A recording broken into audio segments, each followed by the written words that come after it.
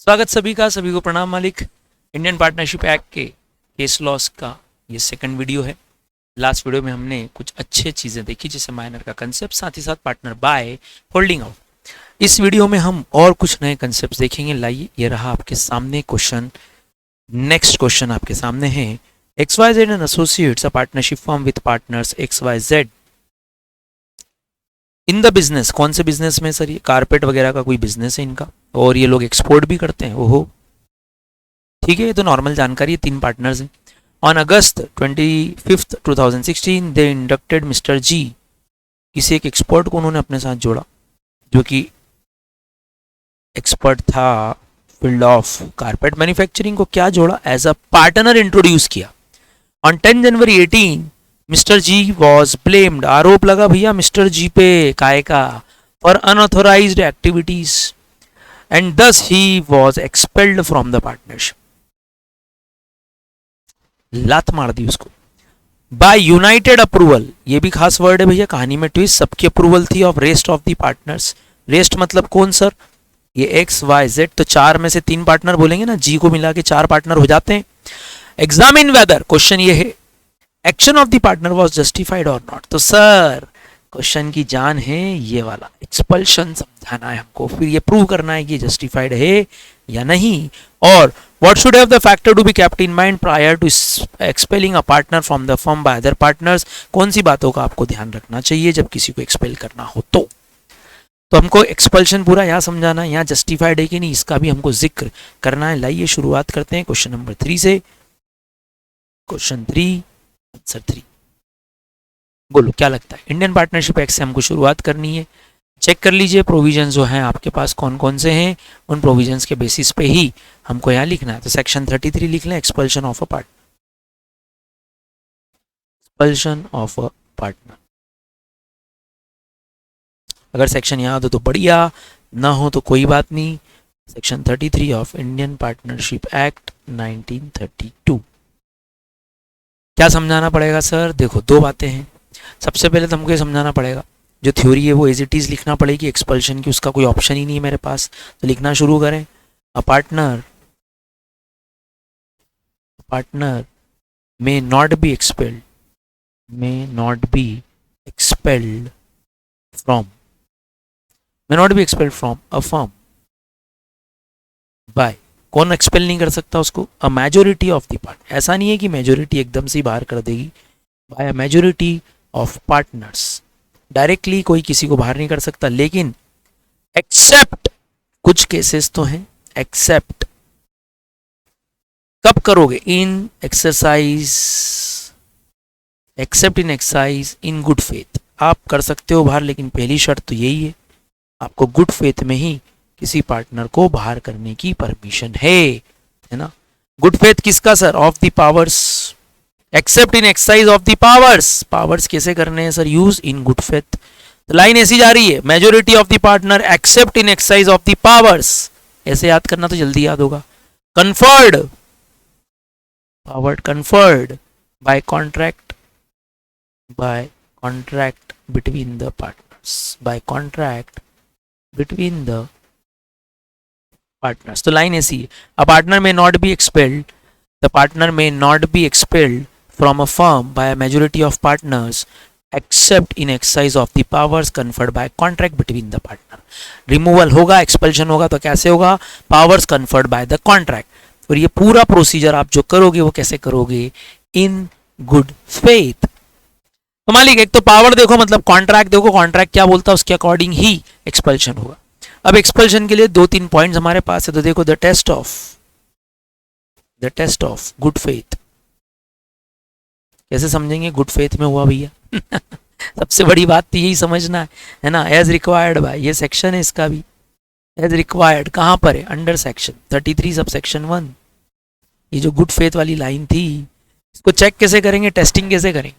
2-3 points हैं इसमें। सबसे पहला इंक्लूड्स, पहला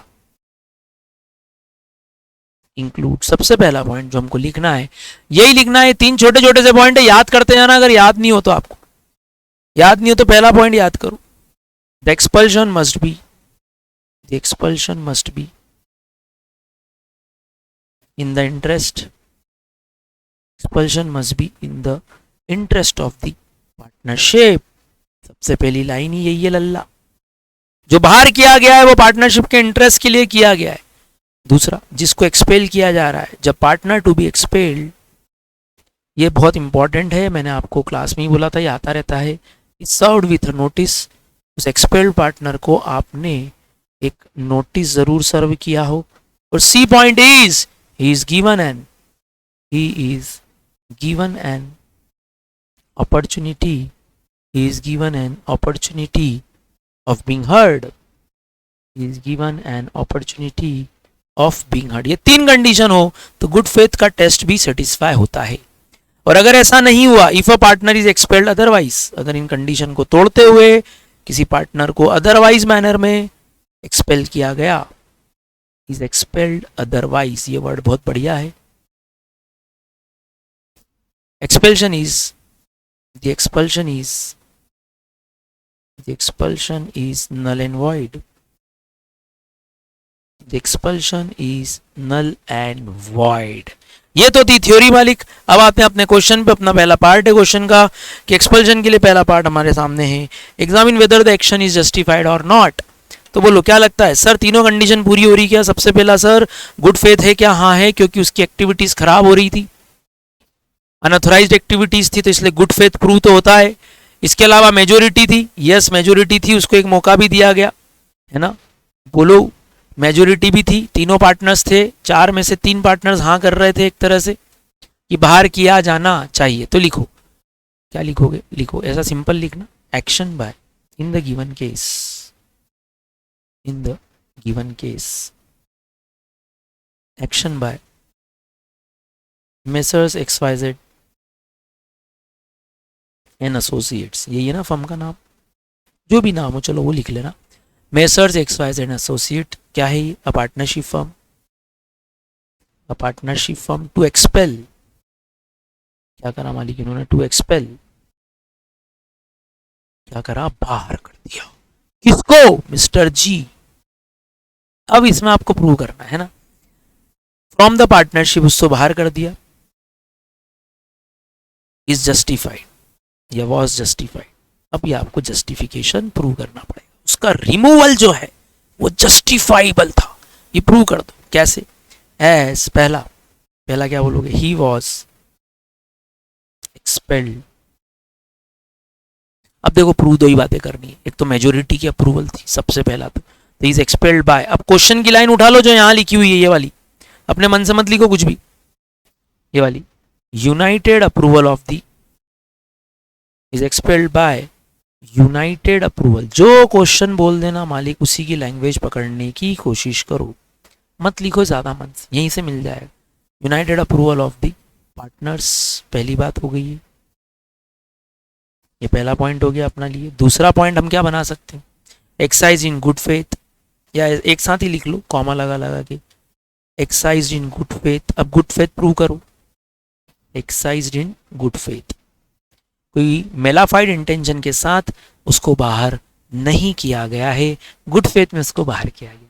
प्रूव कैसे करोगे सर? सिंपल है, to protect the interest of the partnership, है ना, टू प्रोटेक्ट द इंटरेस्ट या to protect the partnership interest, to protect the interest of the partnership, ऐसा हम लिख सकते।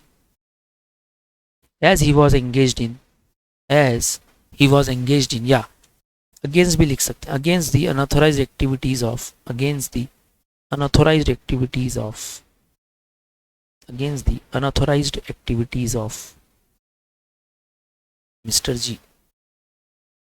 बोलो मालिक। यस, प्रॉपर नोटिस दिया होगा ये हम मान रहे हैं, एक अपॉर्चुनिटी दी होगी ये हम एज्यूम कर रहे हैं, तो माना जाएगा कि वो जस्टिफाइड है। अल्सो एज्यूमिंग, ऐसा कर लें, या एज्यूम नहीं लिखना सीधा भी लिख दो। अ प्रॉपर नोटिस, एक्सपेल करने से पहले a proper notice and opportunity of being heard,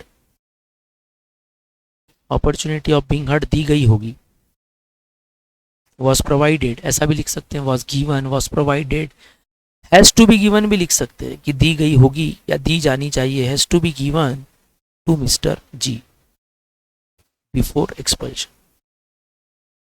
before expulsion। तो हम बोलेंगे कि उसका एक्ट जस्टिफाइड रहेगा।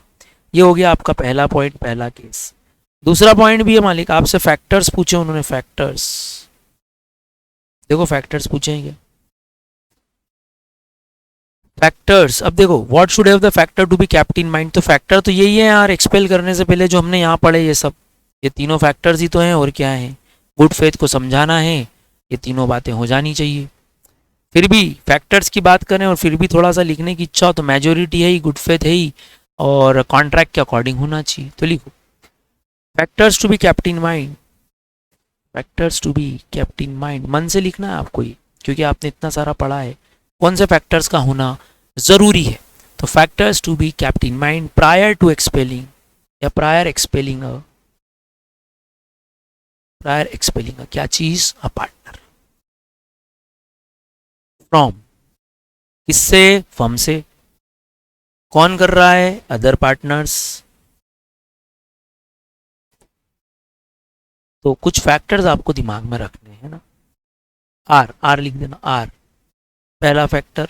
हम जानते हैं पहले तो ये एग्रीमेंट में या कॉन्ट्रैक्ट में लिखा होना चाहिए, तो ही आप रिमूव कर पाओगे, नहीं तो किसी को भी एक्सपेल या रिमूव नहीं कर पाओगे। तो लिखो द पावर ऑफ एक्सपल्शन, ये जो पावर थी आपको कॉन्ट्रैक्ट से मिलनी चाहिए, the power of expulsion must have existed, must have existed in a contract, in a contract between the partners। सबसे पहले तो ये बात कॉन्ट्रैक्ट में लिखी होनी चाहिए कि एक्सपेल किया जा सकता है।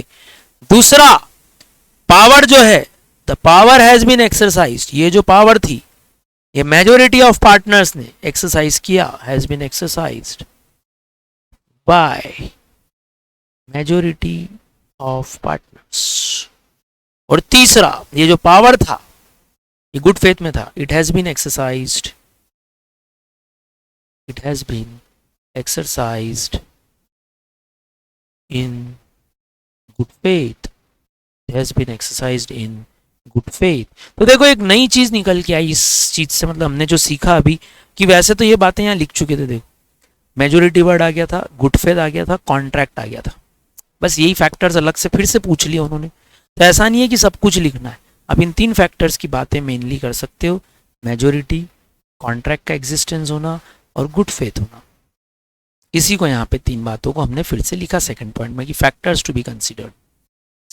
अच्छा क्वेश्चन, बढ़िया क्वेश्चन था ये मालिक, देख लो एक बार, नजर मार लो जरा सा, क्या क्या लिखा हमने। सेक्शन 33, फिर गुड फेथ समझा दिया 33(1) में, तीन बातें, interest of the partnership, notice देना जरूरी है, अपॉर्चुनिटी देना जरूरी है। ठीक मालिक, चलिए एक और क्वेश्चन करते हैं। एक एक्सपल्शन जो इंपॉर्टेंट था, मैंने इसका केस आपको करवाया, अच्छे अच्छे क्वेश्चंस करवा रहा हूं दोस्तों में, ताकि पूरे पूरे यूनिट कवर हो जाए आपके। Question number 4, Mr A B C where partners in a partnership firm A B C and company. अब इतना बड़ा जब क्वेश्चन हो तो आपको क्या करना चाहिए, रफ में पेंसिल से थोड़ा थोड़ा लिखना शुरू कर देना चाहिए, और बाद में इसको एग्जाम में रब करना मत भूलना, इरेजर से रब जरूर करना। They are partners in a partnership firm which is engaged in the business of branded furnitures. ठीक है साहब, the name of the partners are clearly written along with the firm name, partner का भी नाम लिखा है, फर्म का भी नाम लिखा है, कहां पर, in front of the HO. Okay, HO पे फर्म और पार्टनर्स दोनों के नाम लिखे हुए हैं अलग अलग। ठीक है साहब, as well as on the letter head पे भी लिखा हुआ है। On 1 October 2018 mister C passed away. ओ, बड़ी दुखद घटना है मालिक, सी जी को जो है यमराज बुला के ले गए, उनका टर्नओवर पूरा नहीं हो रहा होगा, 31 मार्च को उनको भी टर्नओवर पूरा करना रहता है अपना, तो मिस्टर सी को अपने साथ ले गए। His name was neither removed from, अब मिस्टर सी चले गए भैया, मिस्टर सी चले गए, बोलो भैया, है ना। ए और भी बिल्कुल गाना गा सकते हैं उनके लिए, कि चिट्ठी ना कोई संदेश, जाने वो कौन से देश, जहां तुम चले गए। लेकिन चूंकि ए और बी का इनका बड़ा याराना लगता है, ऐसा वाला रिलेशन था, तीनों ने ना तो फर्म के गेट से ना लेटर हेड से कहीं से भी नाम नहीं हटाया, ये लिखा हुआ है। Mr C passed away, his name was neither removed from the list. ओ, एचओ के सामने से ना ही लेटर, ना तो उनके गेट से हटाया, एचओ की फ्रंट जगह से हटाया, ना ही लेटर हेड से हटाया। As per the terms of the partnership, the firm continued its operation with Mr. A and B as partner. इसके डेथ के हो जाने के बावजूद अब बाकी दो पार्टनर्स इस फर्म को कंटिन्यू कर रहे थे एज पर द एग्रीमेंट। कर ही सकते हैं, किसी की रिटायरमेंट या डेथ के बाद बाकी पार्टनर कंटिन्यू कर सकते हैं।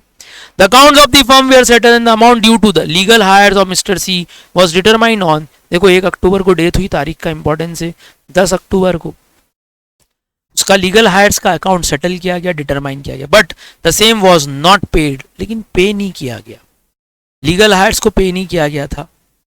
फिर क्या हुआ, ऑन 16 अक्टूबर, तीसरी तारीख आ रही मालिक, डेथ हुई 1 अक्टूबर को, अकाउंट सेटल हुए 10 अक्टूबर को, दिया नहीं है पेमेंट ये अलग बात है, सेटल हो गए थे, डिटरमाइन हो गए थे, सॉरी डिटरमाइन हो गए थे, सेटल वर्ड यूज मत करो, आप कंफ्यूज हो जाओगे नहीं तो। 16 अक्टूबर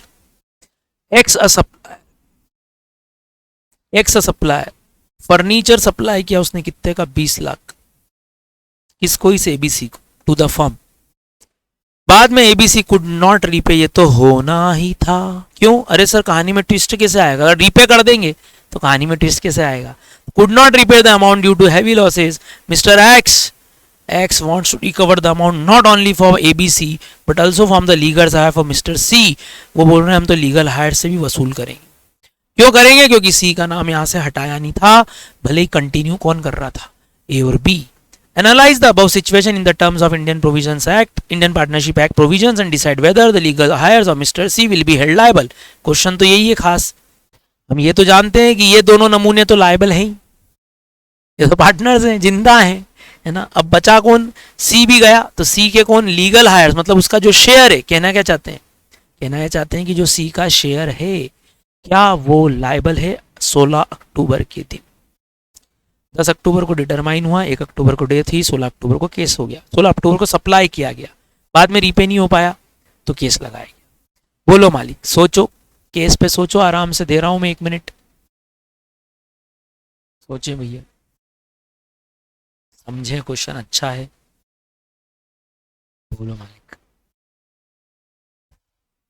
तो क्वेश्चन क्या सर, आपने देखा है वैसे तो डेथ जो है, डेथ के बाद कोई भी व्यक्ति कैसे लायबल हो सकता है, और नोटिस दिया हो या नहीं दिया उससे फर्क पड़ता है क्या, सर डेथ का नोटिस ऑटोमेटिकली मान लिया जाता है कि हो ही गया है, अलग से डेसीज्ड के केस में कौन नोटिस देगा, मर गया वो तो नहीं देगा, है ना। तो क्या करें सर, बाकी पार्टनर्स कंटिन्यू कर रहे थे तो बाकी पार्टनर्स लायबल होने चाहिए। चलो शुरुआत कैसे करेंगे आंसर की, देखो देखो बहुत अच्छा क्वेश्चन है, और थोड़ा आंसर भी इसका हट के लिखना है आपको, जो आईसीआई ने दिया है उस पर हम गौर फरमाएंगे, कैसा आंसर उन्होंने खुद ने प्रेजेंट किया है, ध्यान से सुनिएगा। पहले तो उन्होंने समझाया पहली स्टेप में, स्टेप बाय स्टेप बताएंगे आंसर। तो हम बोलेंगे generally the death of a partner, किसी एक पार्टनर की डेथ हो जाती है अगर, the death of a partner has the effect of dissolution, the effect of dissolution of the partnership. पहला रूल तो यही है साहब कि अगर एक की भी डेथ हुई तो पार्टनरशिप वहीं डिसॉल्व हो जाती है, लेकिन अगली लाइन लिखो but this rule regard to dissolution, ये जो रूल हम पढ़ रहे थे पहली लाइन डिसॉल्यूशन वाला ऑफ द पार्टनरशिप, ये जो रूल है कि जैसे ही एक की डेथ होगी पार्टनरशिप डिसॉल्व हो जाएगी, bye death of the partner, death of partner क्या लिखेंगे, इज सब्जेक्ट टू, इतना बड़ा नहीं लिखना हो तो ऐसा भी लिख सकते हैं, however this rule is subject to, इतना सारा नहीं लिखना हो तो, death of a partner is the effect of dissolution of the partnership, इसके बाद लिख सकते हैं however this rule is subject to, अगर इतना सारा न लिखना हो तो this rule is subject to. आप जानते हैं कॉन्ट्रैक्ट से इस बात को चेंज किया जा सकता है, a contract between the parties, a contract between the parties, contract between the parties and the partners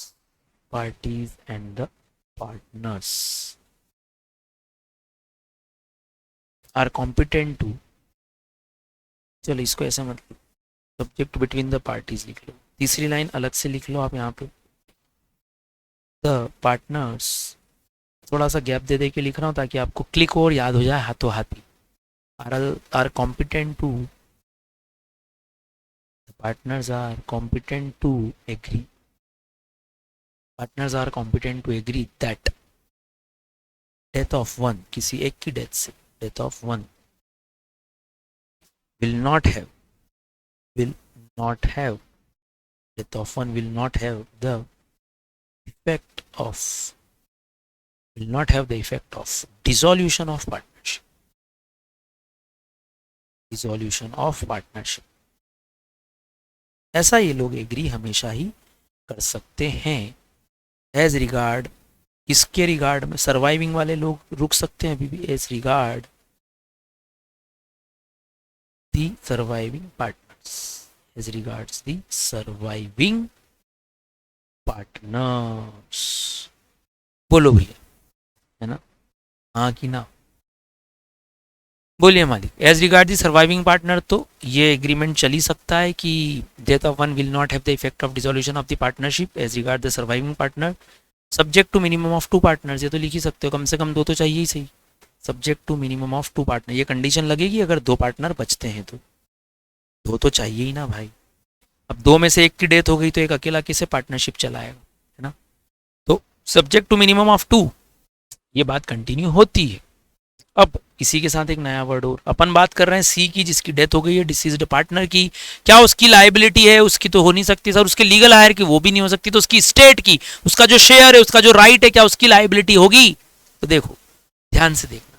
language पे कमांड करना, ये वाला आंसर बहुत शानदार है. In order that the state संपत्ति, the state of the deceased partner, state of the deceased partner may be, क्या किया जा सकता है? may be absolved, उसकी जो प्रॉपर्टी है, मुक्त करो यार उसको from the liability for the future obligation, भविष्य के किसी भी ट्रांजेक्शन के लिए, of the firm, for the future obligations of the firm. बहुत शानदार आंसर. हमने बहुत टुकड़े टुकड़ों में इसको लिखा. पहले लिखा जनरली फर्म डिसॉल्व हो जाती है, किसी की भी डेथ होती है. फिर लिखा लेकिन इसको कॉन्ट्रैक्ट से बदला जा सकता है. फिर लिखा पार्टनर्स इस बात पे कॉम्पिटेंट है कि वो ऐसा एग्रीमेंट करें कि किसी एक की डेथ से ये डिसॉल्व नहीं होगी, बस मिनिमम 2 पार्टनर का होना ज़रूरी है. फिर लिखा हमने कि डिसीज्ड पार्टनर की स्टेट जो है, संपत्ति एब्जॉल्व फ्रॉम लाइबिलिटी होती है from the future obligations of the firm, है ना. और इसी में हमने लिखा इट इज़ नॉट नेसेसरी. मुद्दा क्या था सर? कोई पब्लिक नोटिस नहीं दिया उसकी डेथ का, है ना, टू गिव एनी नोटिस. तो क्या नोटिस देना था? नहीं sir. It is not necessary to give any notice either to the public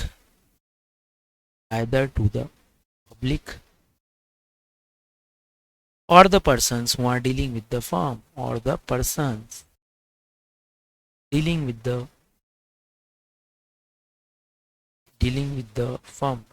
तो भैया डेथ के केस में कोई पब्लिक नोटिस चाहिए होता है क्या? Not necessary. तो एक्स ने जो केस लगाया था वो यही तो था. एक्स का जो केस था वो क्या था? सर मैं तो सी के भी लीगल हायर से वसूल करूंगा. क्यों करूंगा भैया? क्योंकि उसका नाम नहीं हटाया आपने. नहीं हटाया मतलब सर हम तो मान रहे हैं वो लायबल है सर, लेकिन उसकी तो डेथ हो गई. लेकिन एक्स बोला नहीं सर, लेकिन उसका नाम कहाँ हटाया सर. तो भैया नोटिस देना चाहिए था. कहने का ये सेंस है एक्स का, आपने नोटिस क्यों नहीं दिया? तो फिर फाइनली डिसाइड हुआ कि नोटिस की यहाँ कोई आवश्यकता, कोई रिक्वायरमेंट, कोई नेसेसिटी है ही नहीं, जिसको बेस बना के एक्स जो है सी के लीगल हायर्स को भी लायबल बना रहा था. लिखो इन द गिवन केस, या in the light of the provision discussed, the light of the provisions. As above लिखना ठीक नहीं होगा, आप इसकी बजाय तो लिख दो प्रोविजंस ऑफ द एक्ट. बोल. And the facts of the question, ये एक नई लाइन है. हम अगर शॉर्ट करना चाहें आंसर को प्रोविजंस के according, and the facts of the question, जैसा क्वेश्चन में फैक्ट है. क्या लगता है? मिस्टर एक्स जो कि क्रेडिटर है, mister X can only have, किसके अगेंस्ट? बोलो. Mister X can only have, बोलो. क्वेश्चन में क्या बोला था वैसा लैंग्वेज ले लो. देखो क्वेश्चन में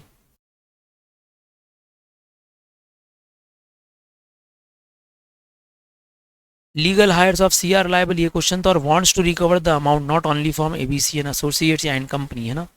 तो Mr X can only have, क्या लिखोगे?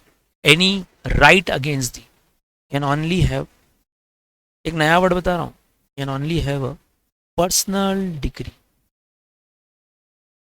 पर्सनल ऑर्डर, डिक्री जो बोलते हैं वो ऑर्डर को बोलते हैं,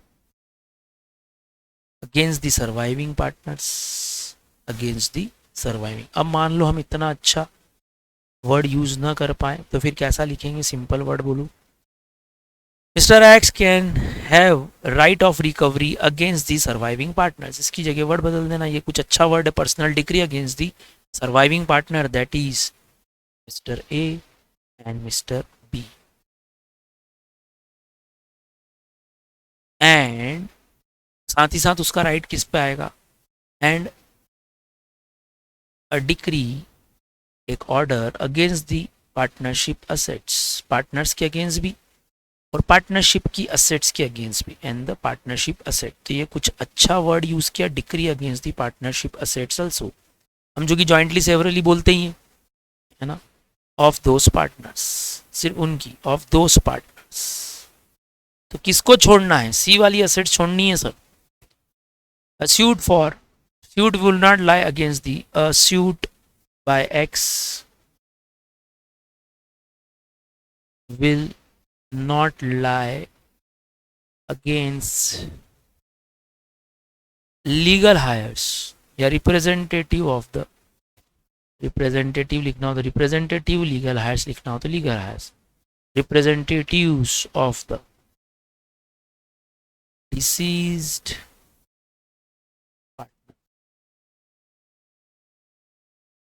हैंस, कंक्लूजन तो अब यहाँ पे एक लाइन का, hence legal heirs of mister C can not be held liable, cannot be held liable for the dues, for the amount towards obligated towards Mr. X। देखो आंसर को कैसे समझाया, कहानी बोलो, कहानी कैसे समझाई, ध्यान से देखना।